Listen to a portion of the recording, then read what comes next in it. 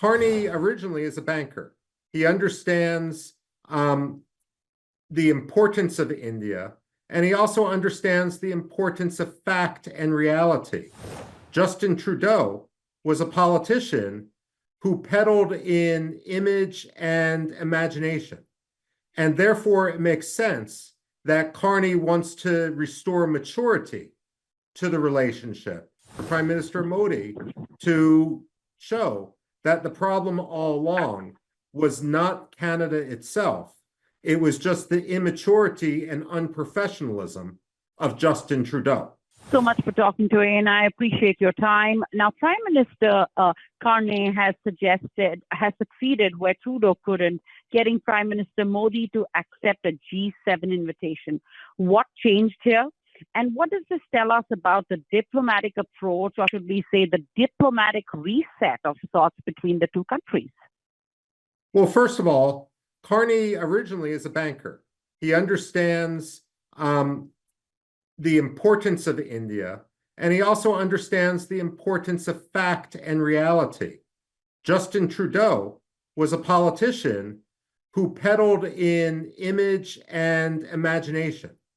And therefore, it makes sense that Carney wants to restore maturity to the relationship. And look, it actually makes sense for Prime Minister Modi to show that the problem all along was not Canada itself. It was just the immaturity and unprofessionalism of Justin Trudeau. Right.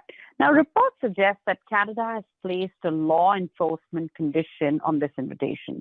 Is this a face-saving diplomacy or genuine progress in the Niger investigation from the Canadian side? Well, certainly it is a little bit of politics on the part of Carney, but all along, the Indian government has said that they are willing to have a serious dialogue, much like they have had with the United States. The problem with Justin Trudeau is for his own domestic reasons, for his own political reasons, and to assuage radical constituencies. He was basically shooting from the hip without any factual base to support his accusations against India. What Prime Minister Modi is showing is that India has nothing to hide. But here's the thing. If you're going to have a serious law enforcement dialogue, it's got to be two ways. We've got to talk about illegal immigration into Canada. We've got to talk about terror finance in Canada. We've got to talk about the radical Sikh mafias and how the Khalistan movement is tied to organized crime and terrorism. So by all means, Canada should have a dialogue about law enforcement with India. But it's essential that Canada recognize that it is not going to set the full parameters of this.